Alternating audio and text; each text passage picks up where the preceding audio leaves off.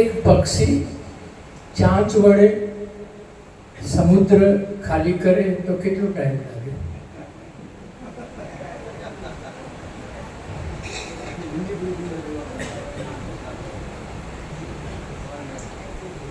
એટલો ભયંકર પ્રયત્ન કરીને સમય આપીને પછી આ દેહ મળ્યો છે.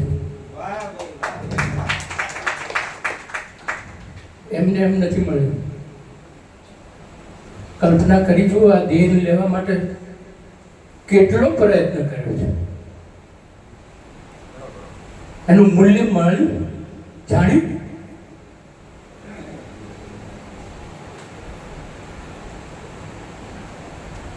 આટલા ભયંકર પ્રયત્ન કર્યા પછી જ્યારે આ દેહ મળ્યો છે, શાના માટે મળ્યો છે? શાના માટે આ દેહની અંદરથી એક ઈચ્છા, એક પ્રકટ ભાવના કેમ ઉઠી? હેતુ શું હતો આ દેહ ધારણ કરવાનો?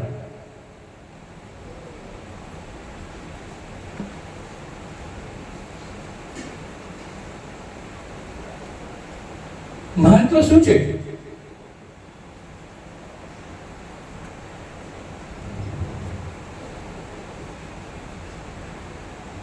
આ ઘટમાં ગુરુ પ્રગટાવવાનું છે. એટલા માટે આ દેહ મળ્યો છે. કાગડાના ઘટમાં ગુરુ પ્રગટશે? બીજા અન્ય કોઈ પ્રાણીના ઘટમાં ગુરુ પ્રગટશે?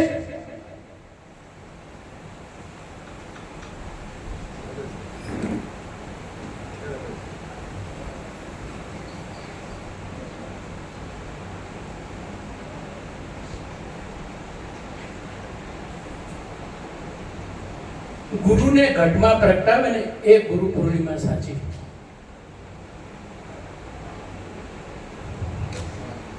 બાપુજી એ ઘટમાં પ્રગટાવ્યું તો કે ઘટ છોડ્યા પછી પ્રગટાવ્યું?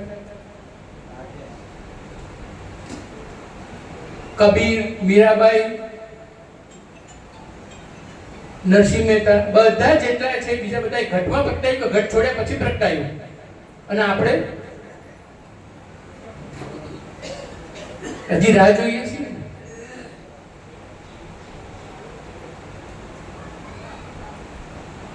કેટલા મહાપ્રયત્ન પછી આ ખોડિયું મળ્યું છે. અને જ્યોત પ્રગટીને એનું દુઃખ છે? નથી.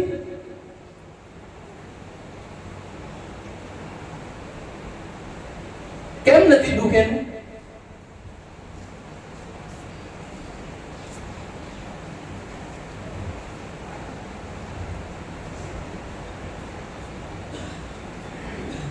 પરનો સંગ કર્યો, પરમાં સુખ બુદ્ધિ કરી, પરની કરતા બુદ્ધિ કરી, એમાં સુખ આવ્યું, એમાં રસ પડ્યો, મજા પડી, માટે આ ભૂલી ગયા.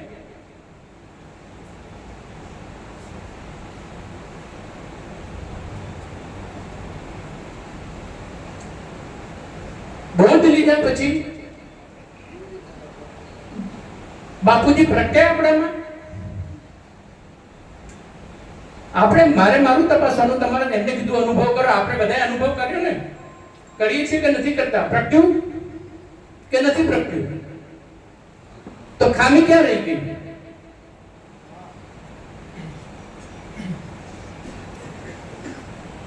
કેમ નહીં પ્રગટ્યું? સત્સંગ સાંભળવાનો છે કે સત્સંગ કરવાનો છે?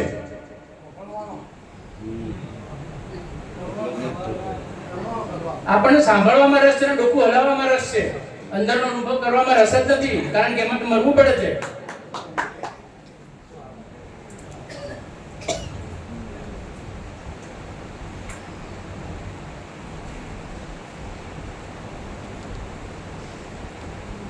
બાપુજી આ બોધમાં ત્રણે બોધ એ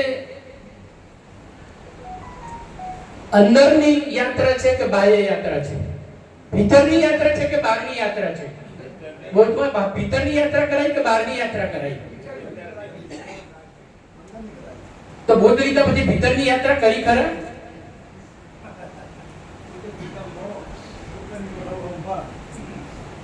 મેં બોધ લઈ લીધો એટલે બસ હવે હું 1000 બ્રહ્મ થઈ ગયો.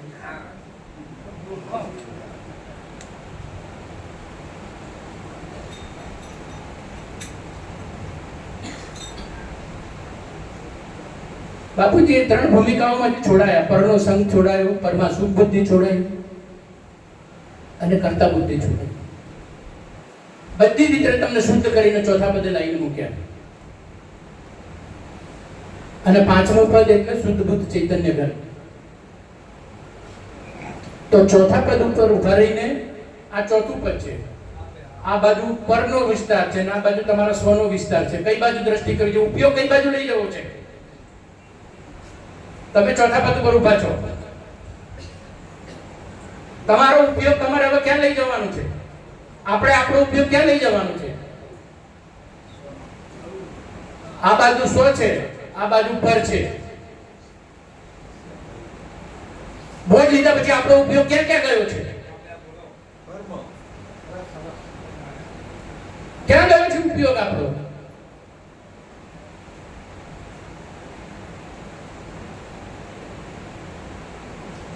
જ્યાં સુધી પર ઉપર દ્રષ્ટિ છે ત્યાં સુધી સ્વ ઉપર આવશે જ નહીં.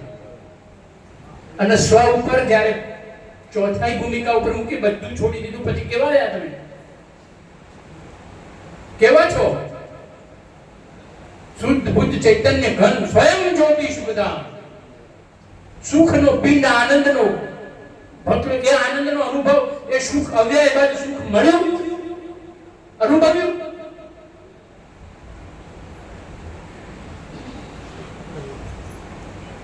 જો અનુભવમાં અવાજ નહીં આવે તો વાતો કરવાનો શું અર્થ છે?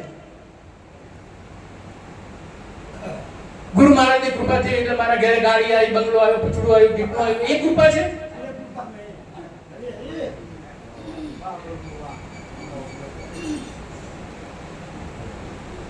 ઘટમાં ગુરુ પ્રગટાવે એનો જ મહિમા છે. બાકી આ તો વ્યક્ત જીવન જશે. પ્રભુ હવે સમય ઓછો છે. કોઈ આજ ગયે, કોઈ કાલ ગયે, કોઈ જાને કો તૈયાર ખડે. હવે જેટલો સમય છે એટલાનો સદુપયોગ કરીએ, પાર્થિવ વૃત્તિ હટાવીએ, સમાજ સ્થિર થઈએ અને સર્વ વિકલ્પો છોડીને નિર્વિકલ્પતા તરફ જઈએ. આ જે જાતના વિકલ્પો આવ્યા છે ત્યાં આગળ તમે ફસાયા છો. વિકલ્પો જ ફસાવે છે. વિકલ્પો શાના આધારે બધા? પરને દેખ્યું એટલે વિકલ્પ આવ્યો ને. સ્વને દેખાતો વિકલ્પ આવે છે કે નિર્વિકલ્પતા આવે છે? શું જોઈએ છે? કયું સુખ જોઈએ છે? પરનું કે સ્વનું?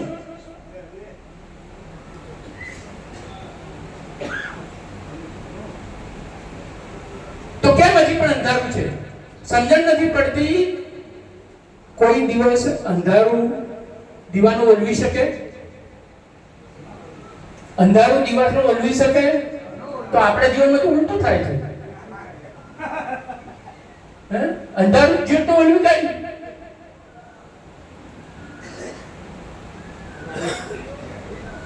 ક્યારે ઉઠીશું? ક્યારે બોધ લીધા પછી ઊંઘી જઈએ છીએ આપણે તો. કે હવે બોધ લીધો એ એક નવો ભણકારો ભગતમાં ઘૂસી ગયો. આ સ્વજાગૃતિનું છે, ભીતરનો રસ્તો છે. જ્યાં સુધી ભીતરમાં નહીં ઉતરો ત્યાં સુધી કશું આત્મા નહીં આવે. એકાંત સેવન કરવું પડશે, મૌનમાં યાત્રા કરવી પડશે, ભીતરમાં જવું પડશે, સમજવું પડશે કે કોઈ નથી. જ્યાં સુધી કોઈ છે, આ મારું પૂછડું, આ મારું ઢીકણું, આ મારું ઘર, આ મારું બૈરું, આ મારું છોકરું, આ પૂછડું ઢીકણું જ્યાં સુધી છે ત્યાં સુધી કશું આત્મા નહીં આવે. ભીતરમાં જવું પડશે, આ બધાના સંગો છોડવા પડશે અને ત્યારે સ્વસંગ કરશો તો શાંતિ મળશે, અવ્યય બાદ સુખ મળશે. બાકી હરિ હરિ. સદગુરુ દેવ કી જય.